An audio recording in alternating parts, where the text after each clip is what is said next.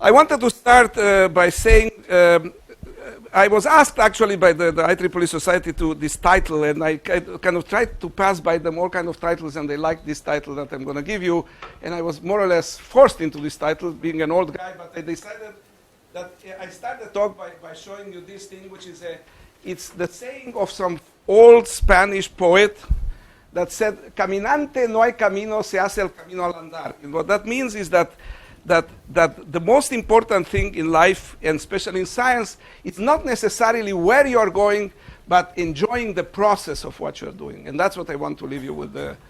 Because this is going to be a very long sort of, I'll start a long time ago, and then kind of, you'll see that I not always go where I started going.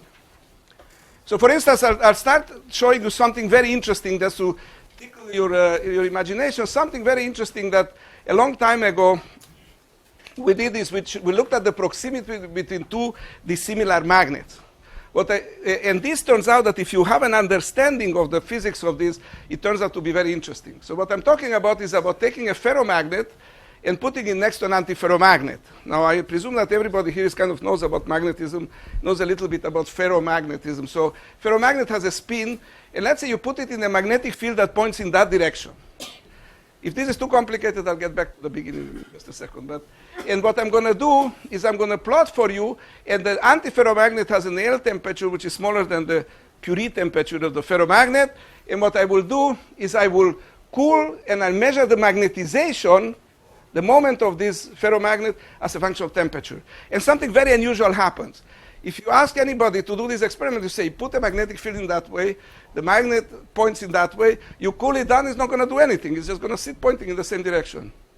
However, if you engineer it properly, something very unusual happens. You cool it down, and suddenly at some temperature, the moment reverts opposite to the magnetic field that you're applying.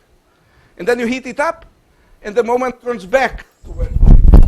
It's a very unusual, it's sort of a very unusual kind of a behavior which arises from understanding. And that's what I want to tell you. Is what I want to propagandize here is that it is very important to understand what you're doing is not just to just make things and mix things together and do things.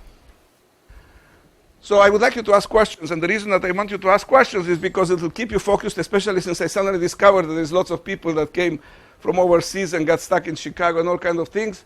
It will keep you awake, you'll learn more, and you'll develop an interest.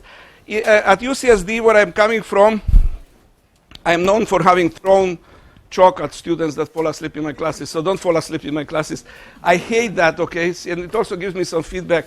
So please, no people like that, okay, in my lectures, okay? So, so the title that I was asked is to give is 35 years of metallic superlattice. It turns out that this year is exactly 35 years since I started with this whole thing. I'm from the University of California in San Diego. There it's not hot, it's not cold, it's just perfect. So if you guys are looking for gangsters, you come here. If you're looking for perfect weather, come to San Diego. Okay? You know, this is the first lesson that I want to give the graduate students. These things cannot be done without money. That turns out to be very important, and the Department of Energy, and the National Science Foundation, the Air Force, ONI, all these have funded me. And now the IEEE is giving me the money to come here to give this lecture. So I have to advertise for the IEEE. Those of you guys that are not members, you have to become members. It's a big society, 360,000 members. You can do it online, so don't surprisingly enough. And you should become a member. It's actually, there is also a journal. This guy is actually, I never seen a picture of him before I got this PowerPoint, this Bosworth, famous book on magnetism that has been re-edited, and it's still a very good book. And they will publish, I think, Ron, you're the editor, right? There is the editor. You go and talk him into, he'll publish your papers without referring. Okay. Okay, so thank you for the invitation. It's a pleasure to be here. I have lots of friends here at the University of Minnesota. I knew about the University of Minnesota before. So in about 10 years ago or so, the Department of Energy put out this poster about what was the most important developments in the 1970s, 1980s in physics, and what they funded, and one of them was metallic superlattices. There were 10 of these, and I did a small little calculation. I said, well, there is 10 of those, so probably I should get a tenth of the DOE budget, and the answer to that was no. Okay, not surprisingly, but they consider that as one of the 10 most important developments in the 70s. It actually was not in the 70s either. It started in the 70s, but was in the 80s, but never mind that. Okay, for me it started after reading some papers by this man. This man's name is Leo Esaki. He's the one that first came up with this idea of making a superlattice. This is many years later. It's I think in 2002 or something. This is in Santiago de Compostela in the northern part of Spain, which is a beautiful place. That's the church in Santiago de Compostela. And that's Leo Esaki, that's me, and those are the two wives. You can guess which one is which. Okay. So Leo Esaki had this idea that in the 1970s of doing semiconductor superlattices. And when I started with this whole business, everybody was doing semiconductor superlattices. It was said, that's what you have to work on, semiconductor superlattices. And what's a superlattice? So this is a superlattice. The way I figured it out, it was you make some blue balls and some orange balls. Now, you know, we, the old guys, we colored every ball of that by hand. There was no PowerPoint or no this crap, okay? We did it like, man, we did it by hand, okay? And everything, all those orange, everything was colored by hand, even the shadowing there. And that's the idea. That's what Esaki's idea was. He was working on semiconductors, and everybody said, why would you want to work on metals? There's nothing in metals that is going to happen. And I'll show you that big surprise, actually, the metallic superlattices are much more important and have led both to technologically and scientifically to more important developments than semiconductor superlattices. So there is lots of things, and this more or less started about 35 years ago. You know, you have beautiful machines like this that we can do things, work, and then we do structural work, and we do physics, we do transport, we do all kinds of things, and that's what I will tell you about a little bit. Now, I usually try to give credit to the people that worked with me, and I usually try to find them jobs, actually. Now, it turns out that, as luck would have it, I don't have anybody in my group that needs a job now, so there is nothing to advertise, because and this is a meeting of, at one of the March meetings of some of the people that worked in my group. And, you know, I have a lot of people, and I can't possibly give credit to everybody, so I will kind of have to not do that. But usually I single out one guy and try to get him a job, but nobody needs a job, so I'm not going to single out anybody. Now, traditionally, these talks in this field start with this. Traditionally, what people, they say, okay, there's lots of applications. There's hard disk drives, there's magnetic random access memories, there is sensors. That's not what I want to tell you about. While there is this thing, while this is very important, that's not what I want to tell you about. What I want to tell you is about science. And what I tell you about is the importance of science that is important for the development of this. This would not exist without the science behind it. That's what I want to point out to you. And I don't want to lose track of it. We always keep on emphasizing the applications. I think the science is very important. The science of all these devices relies on these four layers: a magnetic layer, or a ferromagnetic layer, an insulator, another ferromagnetic layer, and perhaps some kind of another insulator. And this science of these three layers here is what is called giant magnetoresistance. Okay, that's the science behind it. What's behind some of these sensors is what is called the spin torque. Okay, where you put a current through a magnet, and the magnet turns because of the current. And this layer, this bilayer here, is what is called an exchange bias, which is the thing where you take an antiferromagnet and you put it next to a ferromagnet. All devices rely on this, and there is very interesting science behind it, and the understanding of that science is crucial for the development of these devices. Now, why is that? It's because, as a surprise, for instance, if you have a serious problems, you know, in this country and in the whole world, there's a problem, for instance, with unemployment. So let me just show you here, for instance, this exchange bias. This is a graph of the number of papers as a function of time on exchange bias, okay? And you see, when we started working on this in exchange bias, which was this ferromagnet, that was roughly at that time roughly at that point in time, you see there is an exponential growth of the number of papers in this field. And in 2050, everybody will be working on exchange bias.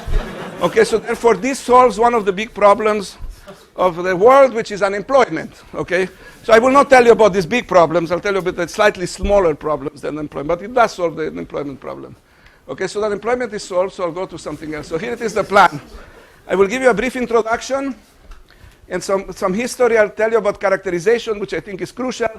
then I'll tell you about different kind of effects that you can observe. So here it is how it all started. How it all started, we decided, okay, what we have to do is we have to look at what happens when you mix together more than two types of materials. You can make a single layer and you can find all kinds of effects. You can make bilayers, three layers, or many layers. And that's how it actually started. So this is from some old proposal of mine. And this is what I'll kind of walk you through this and pick out some interesting things. And I hope that this will keep the whole school kind of in focus along these lines. So here it is, the first prediction that comes out from a theorist. The first prediction that the theorist tells you that if you have a material, and that material, this is the E versus K diagram, it has a half-filled band. So there it is, the band, and it's a free electron model, let's say. There it is a half-filled band. If you have a half-filled band, that is a metal. If the Fermi surface sits in the middle of the gap, then that's a semiconductor. Now, what they tell you that if you increase the periodicity, so this A becomes bigger, so it becomes B, then the Brillouin zone moves in, and as the Brillouin zone moves in, then what happens is the Fermi surface comes closer to that band there. And in fact, at some point in which that Brillouin zone edge is pi over A is exactly 1/2 of what it was in this situation, then the Fermi surface will fall exactly in the gap. So the material, if you can somehow manage to change the periodicity from this periodicity to that periodicity, you can go from having a material that undergoes what is called a metal-insulator transition. It goes from metallic to insulating behavior, just because the Fermi surface moves into the gap. And in fact, you would say, well, this sounds too simplistic. Actually, there is such a material. So if you double the unit cell, you actually have a transition from a material being metallic to being insulating.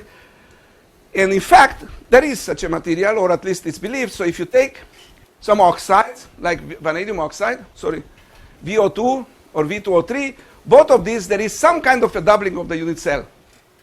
And the doubling of the unit cell, in some cases, is a doubling of the vanadium. There is vanadium pairs come, which are called the Pyre transition. In some cases, because it becomes antiferromagnetic, because the material becomes antiferromagnetic, because of the spin, there is a spin that doubles the unit cell.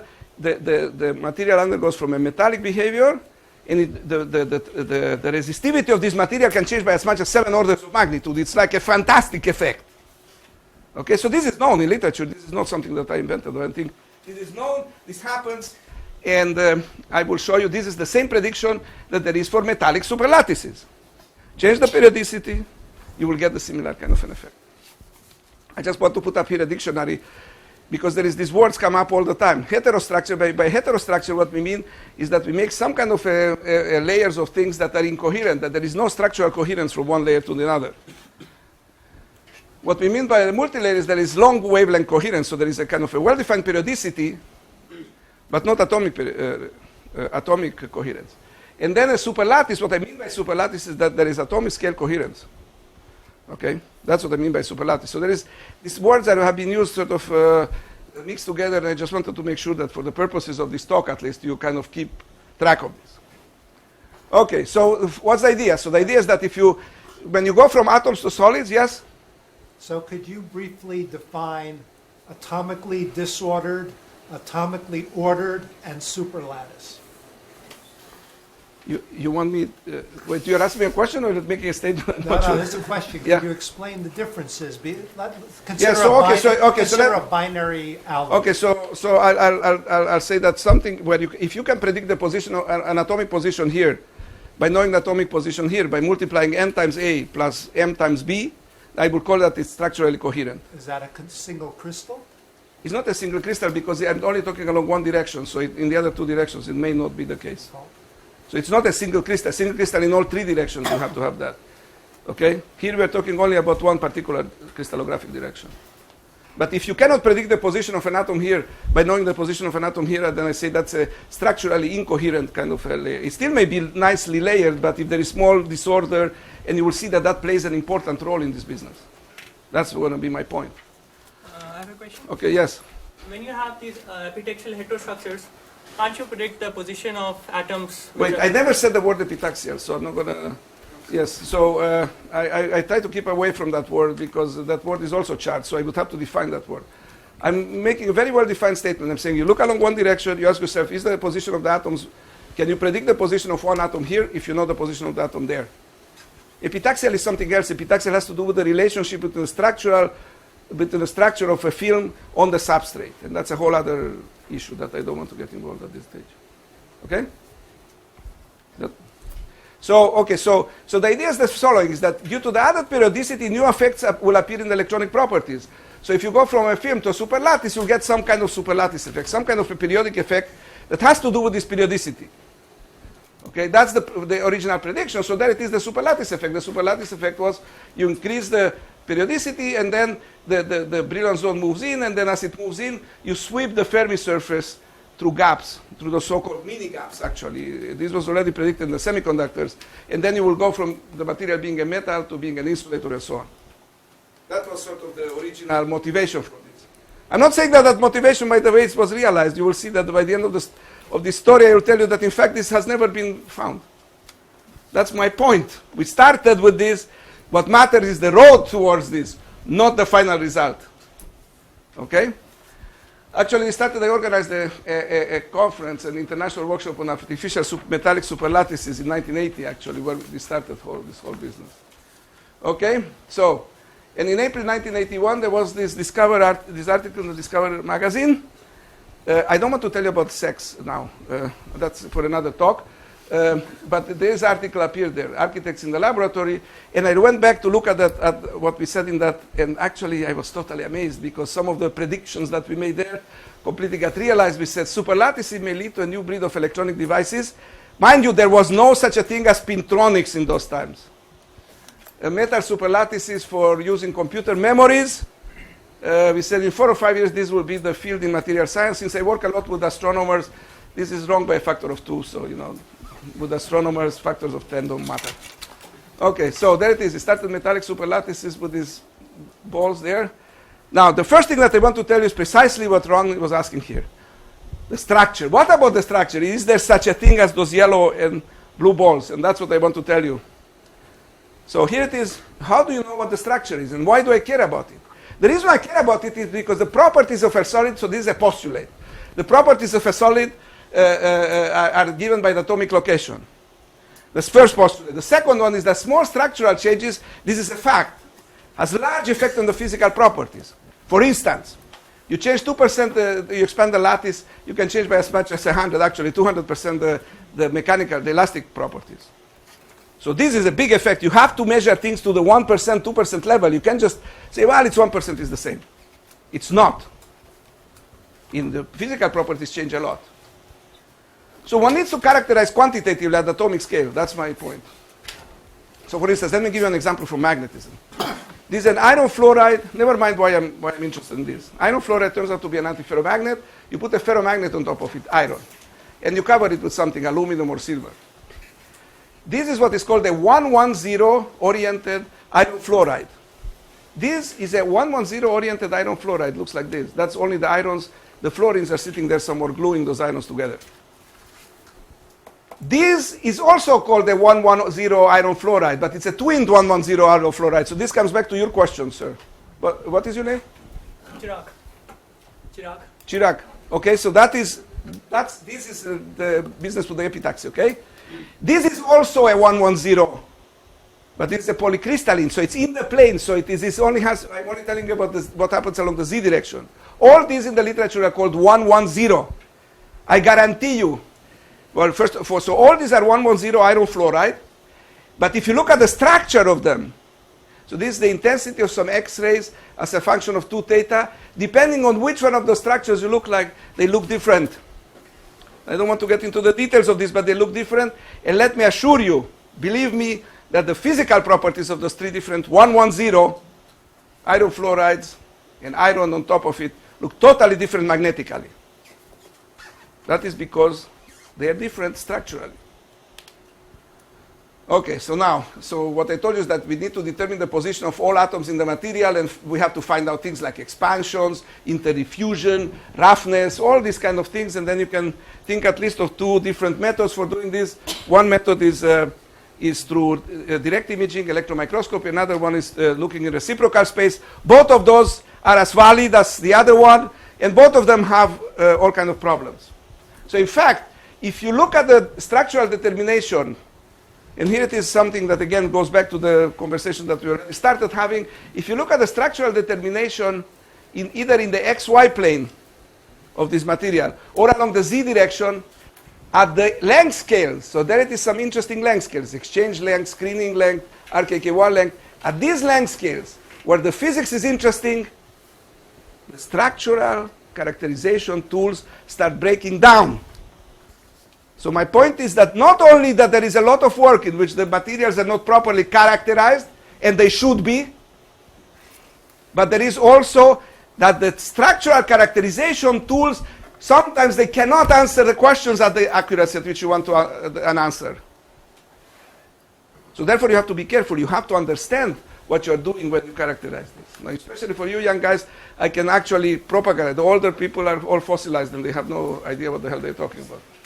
Okay, but you guys want to make sure that you remember this. Okay, sometimes the structural characterization tools are not capable of doing what you need to do. Okay, and you have to know this. You have to be conscious of this. Again, why care about the structure? Okay, so every time I wake up in the morning, and I look beautiful, and my wife says to me, you know what, you're not perfect. So nothing is perfect. So you guys think I'm perfect. My wife tells me every morning, you're not perfect, okay?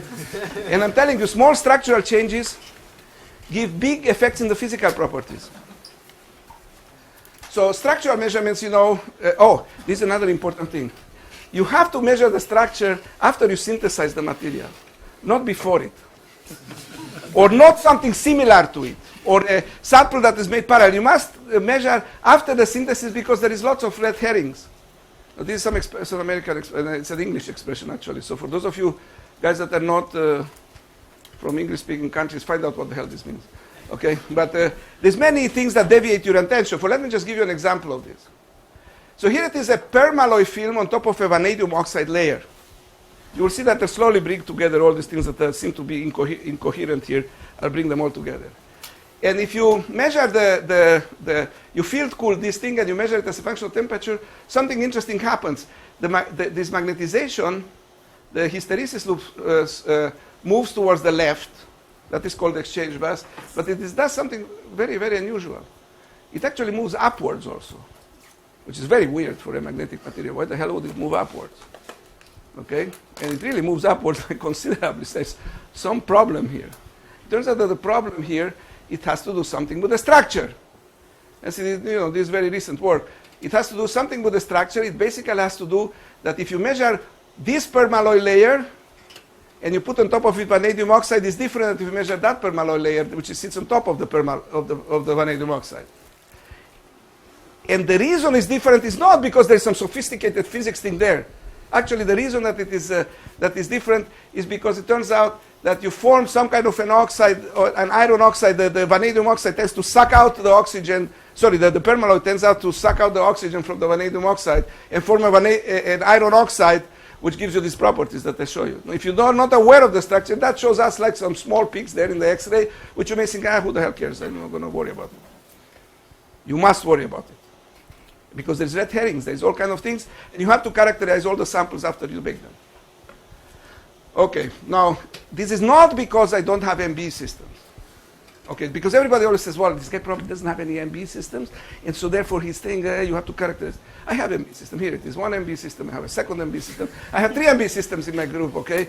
I not only have MB system, I have MB systems that I can move masks in situ there at 5 microns from the substrate. I can do all kinds of things. I have it all in my lab.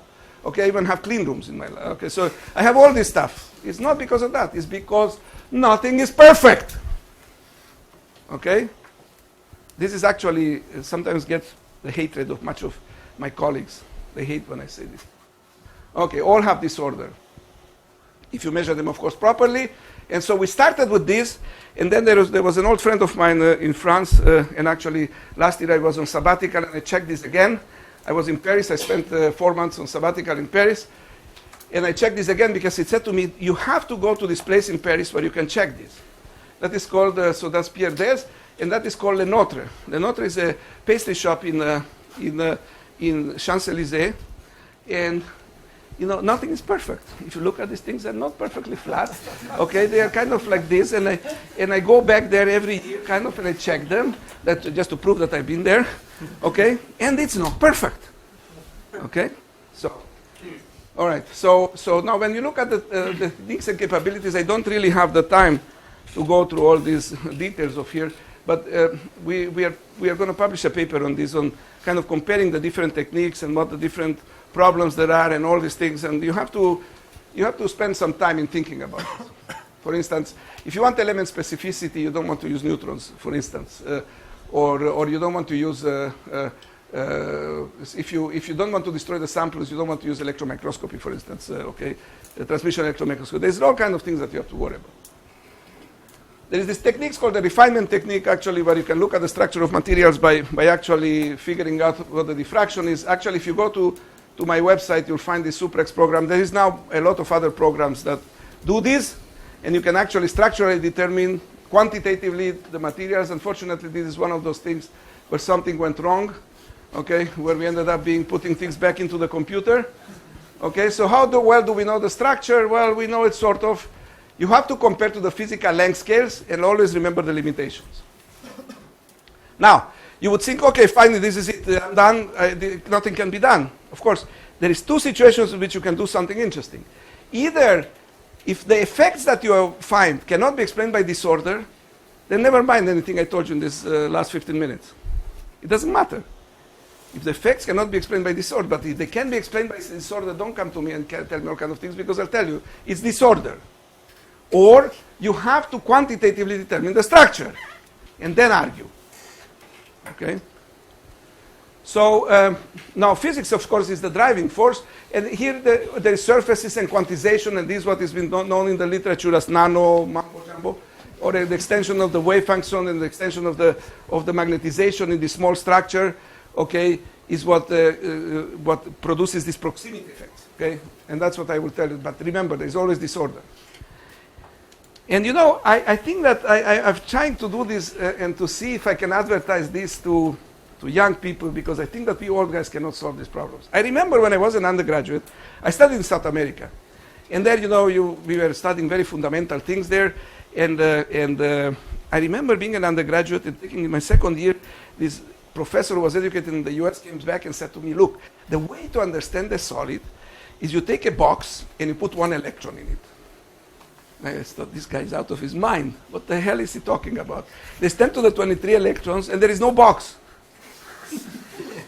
But you can understand the behavior of solids by putting one electron in a box. We all know this. Well, so now we have the problem. We have this problem that things extend outside the structures. They're not quite inside the structures. And there is substantial disorder, but things are not completely disordered. There has to be some kind of a new ways of thinking about this. If you just try to brute force it, you probably won't be able to do it. I mean, there's people that brute force it, put it in a computer and try to crank out everything. But that sometimes cannot be done, maybe. And so maybe a new paradigm, some kind, you know, 2 boxes and 3 electrons or something like this, I don't know what. Something, so one of you guys maybe can think this thing through.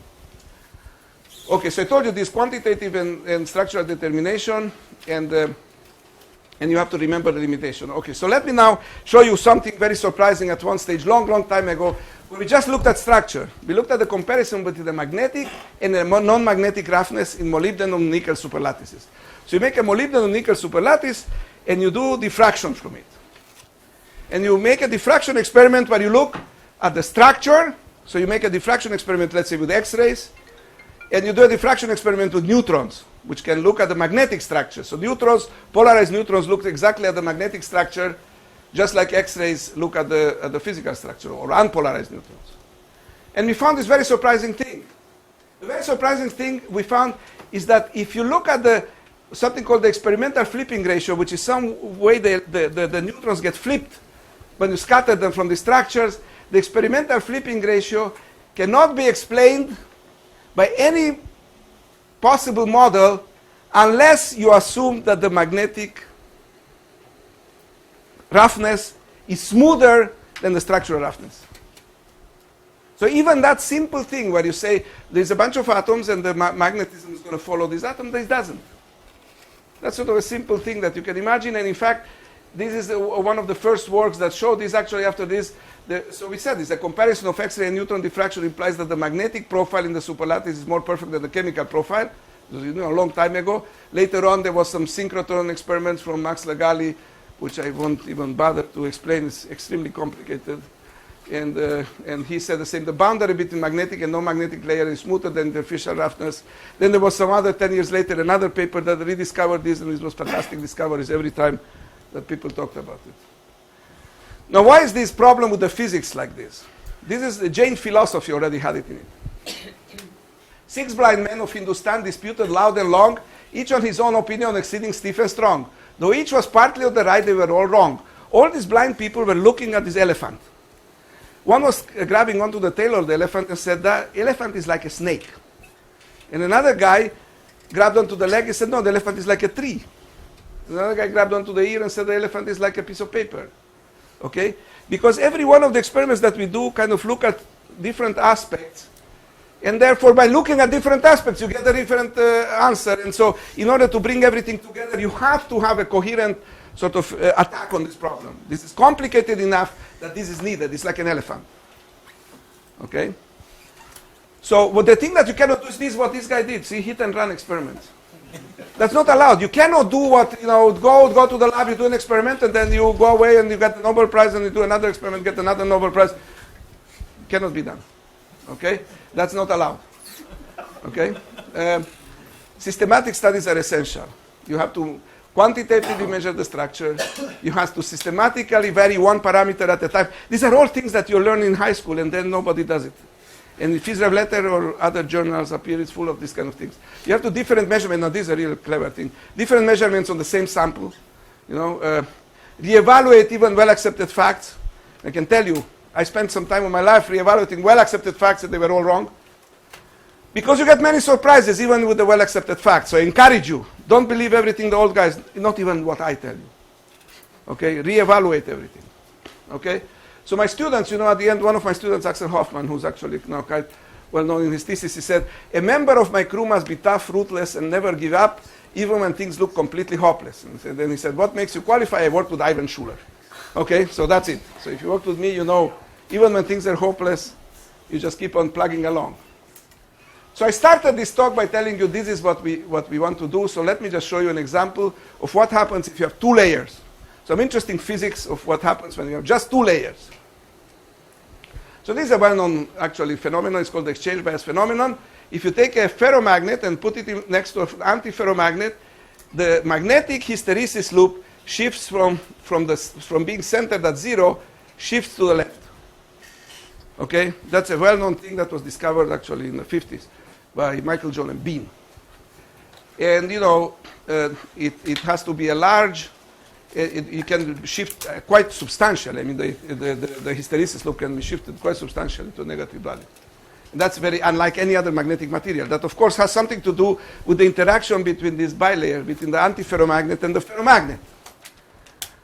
And so the question that you can ask immediately is this a purely interfacial effect? And I'm not going to go into all the details of lots of things that we have learned about this by looking quantitatively. Is this a purely interfacial effect? It purely depends on what happens at the interface there? Or does it depend on something that happens in the bulk of the antiferromagnet? Okay? I mean, that sounds like a stupid question. What the hell does the bulk got to do? It's somewhere down there. There's nothing to do with it. Okay? Well, here it is the surprise. So this is a tri-layer experiment, but it only looks at 2 layers. So there it is the antiferromagnet. Okay? And there it is the 2 ferromagnetic layers, a permalloy layer and a nickel layer. And what we're going to do is we're going to look at the magnetization either of these or the magnetization of that, magnetization of this or magnetization of that. And by the way, this was confirmed by other measurements. And I'm going to look at the magnetization of each one of the 2 layers independently. And there is a way to do that. You can reflect light from the bottom or you can reflect light from the top and you can look at it independently. Okay? So here's that experiment. But I'm going to look at it in a very special circumstance. I'm going to look at the magnetization on the top and the magnetization at the bottom by ordering this layer parallel to that layer. I can tell you how I do that. That's a technical matter. It doesn't matter. Never mind that. But if you want to ask me, I can explain it to you. So I can order this one in the same direction as that one. and measure the magnetization. So that's it, they call it the parallel orientation of the nickel. And there it is, the magnetization of the nickel. So the magnetization of the nickel as a function of temperature comes along. Sorry, this is the exchange bias. That is that shift of the hysteresis loop. There it is, the exchange bias as a function of temperature. And it starts at which this, at the temperature at which this material becomes antiferromagnetic. That is a well-known sort of exchange bias experiment. Now, what I'm going to do is I'm going to still measure the magnetization of that material, but I'm going to revert the magnetization of the top. That should not do anything. I mean, if the bulk of this material doesn't have anything to do, if all that matters is the interface here, that should do nothing. And of course, you can guess. Why am I telling? 200 nanometers, that's really thick. I mean, this doesn't depend on details of anything. And there it is, the result of this. Okay? The exchange bias completely goes to zero. Somehow the material communicates through 200 nanometers of iron fluoride. Obviously, the bulk of the iron fluoride is playing some kind of a role. Now, this is actually quite an interesting kind of a phenomenon. Very recently, actually, just a few months ago, we actually did another experiment where we did radiation damage. You can do a similar experiment where you do radiation damage, and instead you just damage the middle layer there, and you look at this shift in the hysteresis loop, and that's affected also if you radiation damage the bulk. Somehow, the bulk of the antiferromagnet matters. What I'm saying is you can ask the most stupid question that everybody's going to tell you, no, it shouldn't matter. All that matters is the interface, and it's not. The bulk matters. Okay? Okay, let me give you another example of a bilayer, an interesting phenomenon. I take a ferromagnet and I put it on top of an oxide. Okay? So here it is. Remember that vanadium oxide that I told you at the beginning? There was a purpose for that. There it is, vanadium oxide undergoes this metal insulator transition. And I'm going to do the following experiment. I put nickel on vanadium oxide, and I'm going to measure the magnetization of the nickel around room temperature or below. Now, mind you, nickel doesn't do the magnetization of nickel doesn't do pretty much anything around room temperature, and the coercivity, everything is more or less saturated around room temperature. So here it is. There it is, the coercivity. So that's the width of this hysteresis loop. By the way, this magnetization versus magnetic field. So the thing reverts that way. And if I measure as a function of temperature at around 150 or 175 degrees, where the vanadium oxide undergoes the metal insulator transition, something fantastic happens. The coercivity changes by factors of 5. These are not small effects. This is not some crap that you miss there and it's 1% and 2%. It is factors of 5. And not only that it does that, it has a peak there. Okay, it's a huge peak. And if you go back and forth, it's at different temperatures because it has to do with it has to do something with the metal insulator transition in vanadium oxide. So what I tell you is that if you have an understanding of this and if you engineer properly a bilayer, you already can have very interesting effects. Okay, I'm just show some examples from what my research is, not because that's the most important or the best, but that's easy for me to pick out the PowerPoint. Okay, let me show you something about tri-layers. I'm going to finish on time. I have to finish right at in 1 hour, right, or 50 minutes or something. Okay. Okay. So tri-layers. Okay, so let me show you about tri-layers. Now, this one is easy because this one, I started working on this with a bunch of collaborators in the 1970s. This is what started the whole thing in the beginning. And in fact, we published a paper in this journal, in this conference in 1979. And since I'm a scuba diver, I went to scuba dive instead of pursuing this further. So this is maybe a lesson for you guys that are scuba divers. Maybe you should pursue, if you find something interesting in your research, stop the scuba diving for a while and go and pursue it, okay? I didn't. I decided to go scuba diving. But I published some little paper on the transport property of compositionally modulated copper nickel, where we found some kind of an increase in the magnetoresistance, which we thought it had to do quite a bit of an increase, about 17%. And we thought it had something to do with the flat portions of the Fermi, some crap that was wrong. But we found some very interesting effects. Well, later on, of course, GMR was discovered in iron-chromium superlattices, where it was an effect of about 40%. By the way, the original patent of GMR was a 2% magnetoresistance, just in case you doubt. That was the giant magnetoresistance. And of course, it made these two guys very happy. As you can see, Fert is extremely happy. And now this is the basis for all all what you call it, spintronics, which didn't exist before this. So what I want to tell you is for the young guys that pushing the limits is very important and making new materials or new structures is very important. Something will happen.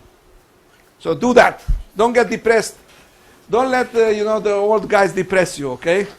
Because it looks like everything has been done already, and you say, what the hell am I going to do? Just ask questions. And ask fundamental questions. That's what I want to say.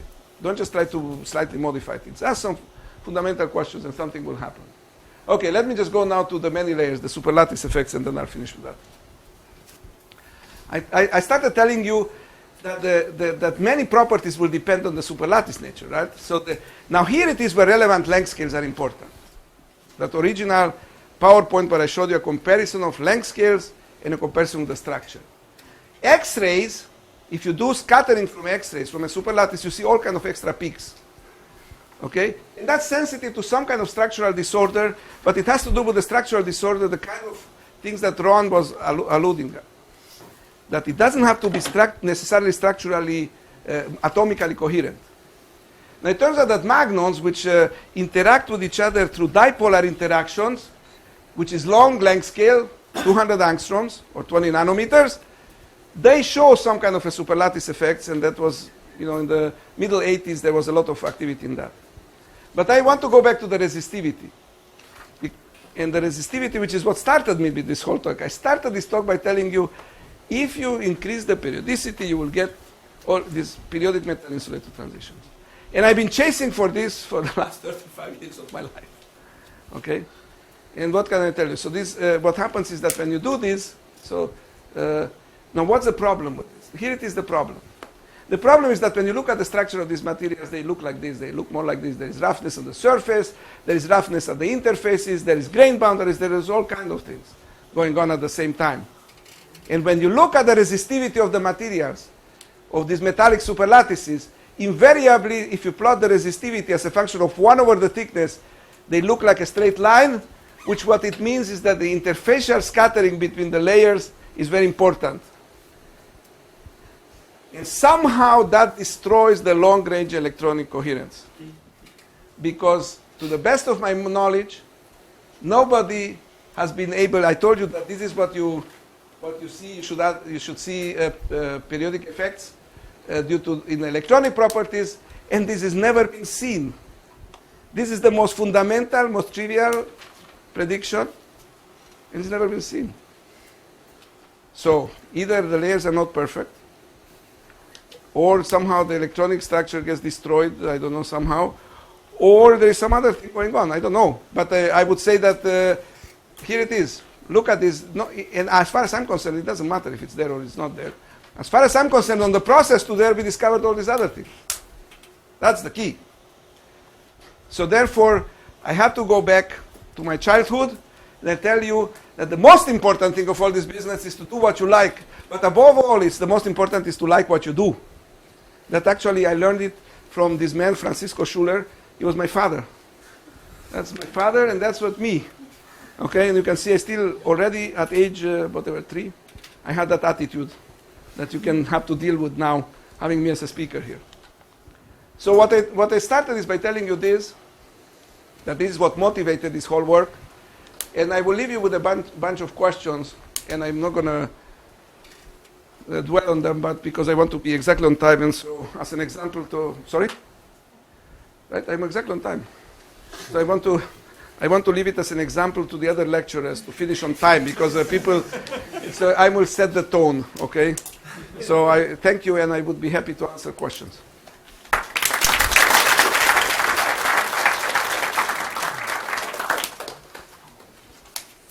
I have sign-up sheets, if anyone's missed them, and I have a microphone because it's being taped. Oh, yeah, be careful what you say, Randy. So the experiment where you, the two ferromagnetic layers that are separated by 200 nanometers, has that been adequately explained? Yes, I mean, well, yes and no. I mean, I'm not, okay, so let me put it adequately explained. I object to the word adequately because That's why I put it some in. people agree And some people don't agree with our interpretation. Okay, so that the idea is that what happens is you form a domain in the antiferromagnet, okay, and that domain actually connects the two layers. So it is not that only the interface matters. There is a domain in the antiferromagnet, and that domain is what sets the exchange bias. Right, but the exchange length in there is not that long. It's not the exchange length that matters. What it matters is the size of the domain. Right, Of the antiferromagnetic but it would be so domain. easy to institute, two domains out of one because the exchange coupling isn't all that strong over 200 nanometers. It's almost non-existent. No. The question is, look, the point is this, that if you have an antiferromagnet pointing this way, okay, a ferromagnet pointing this way, and now the question is what happens to this antiferromagnet here? And what I'm saying to you is that antiferromagnet forms an antiferromagnetic domain. It's not a ferromagnetic domain. Right. It's an antiferromagnetic domain of the pinned uncompensated spins. Right. And those ones are very difficult to turn. Okay, so once those are set, they freeze everything. Yeah, but ultimately it does come down to an exchange. Ultimately, it comes down to an exchange, but what matters is the number of atoms, the number of uncompensated pinned spins in that antiferromagnetic domain. That's what matters. And that one can be large depending on what n is. It's not only the exchange coupling that matters, the n, the number of spins there, it matters also. Right, but you can put a domain wall inside the antiferromagnet. But that's, I'm done. Okay, well, it's okay. Just yes. Okay, so we're going to change a little bit the rules of the asking the questions. I would like to have questions from some of the students, okay? Because otherwise, okay, sorry. Okay. Is there any spintronic device based on the metallic superlattice? On magnetic superlattice? Yeah. No, there is no. To the best of my knowledge, there is no device. However, the GMR came out of iron chromium superlattices. So, number one statement, okay? Iron chromium superlattices was the original work of Ferth. Okay, number one. Number two statement, there are devices. And there are devices that have something to do with spins. Neutron devices, for instance, neutron scattering devices. So, neutron mirrors, they are called super mirrors, are made out of magnetic, non-magnetic. So, there is, okay, sorry, I shouldn't say, it's not devices. I mean, I don't know if you call a mirror a device. But if you want to deviate neutrons and you want to make lenses and all kind of optics for neutrons, that's how it is made. It's made with superlattices. Super mirrors, they are called. Okay. I want to ask a question about permanent vanadium oxide permanent Yes. sandwich structure. So when you have the plot that the MH curve was moving, What? the MH curve, MH curve, yes. yes, is like moving to the left upper corner, right? And I believe that the symmetry is break somehow. Yes. So what do you think that breaks the symmetry? Okay, good question. That what breaks the symmetry is that this thing is cooled in a field. So you cool it in a field first, okay, and then you measure the hysteresis loop. It's crucial. The applied field. You first cool it in a field and then you measure it, okay? So you first cool it and then you measure it. Okay, that's what breaks the symmetry. Okay, so when you like change the cooling field in the opposite Change the direction. cooling field. So what happens is you apply a big cooling field, you cool it, then you go back to zero and you start measuring the hysteresis loop. Now, if you put another big cooling field in another direction, of course, everything is going to revert. All right, thank you. Okay. So yes, I mean that's what breaks the symmetry. So with your vanadium oxide nickel structures Yes. and the large changes you saw, was that primarily explained with the large volume change that you saw No, with that? Or no, what was that has to do driving with actually, that's very recent work, by the way, and we're still exploring that work. But that has to do with the following. It has to do with the fact that the phase transition in vanadium oxide is first order. A first order phase transition is like water and ice. It's not like a magnetic phase transition that is continuous. You start at some temperature, the magnetization turns on. This is like water and ice. It forms domains. So there is a low temperature metallic phase and a high temperature insulating, high temperature metallic phase, a low temperature insulating phase, okay? And when the phase transition occurs, these two phases are mixed together. It's like water and ice. There is some ice and some water. There is some metal and some semiconductor. That's why the thing is hysteretic also. So in water and ice, it's also, there is a hysteretic. You come down in temperatures at a different temperature than you go up.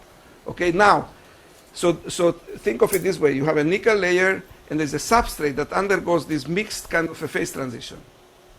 Now this phase transition, because it's mixed, it affects differently different portions of the magnetic layer. Okay? And that's what causes this effect. And it actually, at the end, it turns out that it's strain at the interface that causes this effect. That's what we believe. Okay, so that the thing is strained differently, and it's maximally disordered, maximally strained. That's why the coercivity is largest. Is maximally disordered at the middle of this phase transition, where there is the maximum disorder inside the vanadium oxide. Okay? Yes? That's okay, this guy I can... want to see a kickoff with students asking a lot of questions, because you'll notice we have an informal air here. This is a summer school. There's way more of you than us, so ask whatever you want all week long. Hi. These exchange bias effects are interesting. So I was wondering if there is an example of this kind of a structure. So you have, let's say, an antiferromagnetic domain which is pointing in plane. On top of that, you have a ferromagnetic layer which is perpendicularly magnetized. Yes. So what kind of, effect would be? There is actually, funny you should ask, because we're writing now a paper that has to do with this business of the bulk that I was alluding to when I was talking to Randy. There are experiments like you described. So there's people that do experiments. It's not my experiment, so you know. But there is. I can give you the references if you stop by. Oh, by the way, unfortunately, I am teaching, and so I have to run back tomorrow night to give my grades. If you guys want to talk to me, I'll be happy to talk to you guys. And if somebody's looking for a postdoc position, also you can come talk to me. But I unfortunately have to leave tomorrow night. But so there is people that do these experiments where they take the ferromagnet and they have an antiferromagnet, and then what they do is that somehow change the ferromagnetic moment being this way, and everything kind of falls. It has to do something with the interactions. So does the ferromagnetic movement which is pointing like out of plane, does it like cant slightly towards in the? No, so in the case of the exchange bias that I showed you, everything is in the plane. It's all in plane. But Yeah. what I'm telling you is that if you move things out of the plane, then the effect disappears. Actually, if you move things out of the plane, because it depends only on the component of the magnetic moment which is in the plane. But doesn't the antiferromagnetic layer has some kind of an internal field which acts on that ferromagnetic layer? That's what it is. So But it's not an internal field. It's well. I mean to say that it's like not coming from outside. So because I would suppose that when you have this antiferromagnetic domain which is in plane, Yes. then at the interface it will try to have apply some kind of field on the perpendicularly magnetized film and slightly cant it in like in plane like 2 or 3 degrees. But Okay, I mean that's a very okay. So yes, that's a very interesting question. So you've got a point there. I can tell you this, for instance, there is exchange bias in surfaces, magnetic surfaces. That's what started me actually in this whole business. That there is exchange bias in magnetic surfaces which are fully compensated. That the magnetic moments point like this on the surface. That should not have any exchange bias. Okay? And the idea was there that if you put a magnetic moment, the ferromagnet, it's somehow related to what you're asking. In plane still, there is a canting of the antiferromagnet. So somehow related to you. And that canting is the one that there is theories like that. That the canting of the moments in the plane have to do with exchange bias in the plane. Now you're asking it perpendicular to the plane, but it's kind of the same. There is theories like that, yes.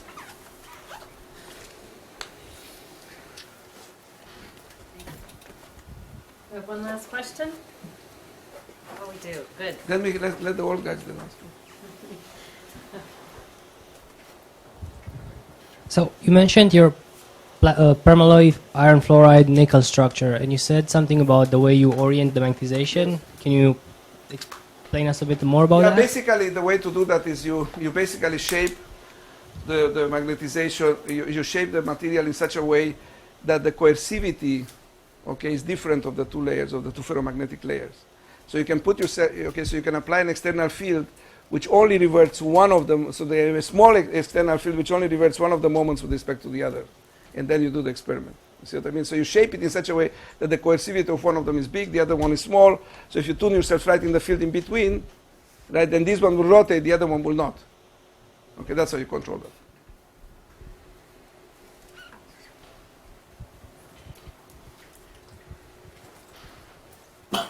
Saturated the question. One more. We'll have to have this be the last one because we have also somebody videotaping that needs to head out being Sunday night. I'm also interested in characterizing, the monolayers, but the problem is always that, like there are a few methods, but if you do etching, then, everything gets mixed up, and you don't really know what's at the interface. So, I mean, in your experience, what do you think is probably the best technique, or are there a variety of techniques for different contexts? Okay, so I'm afraid that characterizing a single I mean, like a stack of monolayers, or let's say two, yeah, like a heterostructure, or right, but I'm afraid that that's not an easy thing to do. Okay, so and it's not an easy thing to convince yourself at what level you understand that structure. Okay, and that comes up not only in this field, by the way, that comes up, for instance, in the field of superconductivity, where recently there has been some measurements of single monolayers of iron selenide superconducting at 100 degrees or something. So that comes up all the time, this thing. And I'm afraid that that's not easy to do. And the way people claim that they do it is they do electron diffraction from the surface. They do what is called high energy electron diffraction. And then they look at the periodic oscillations in the high energy electron diffraction. And so the question you have to ask yourself is, how is that quantitative?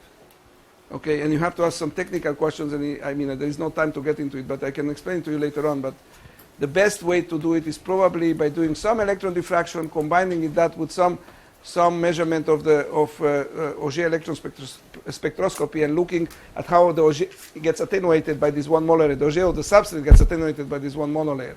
But none of these techniques will give you absolute, the big error bars in it.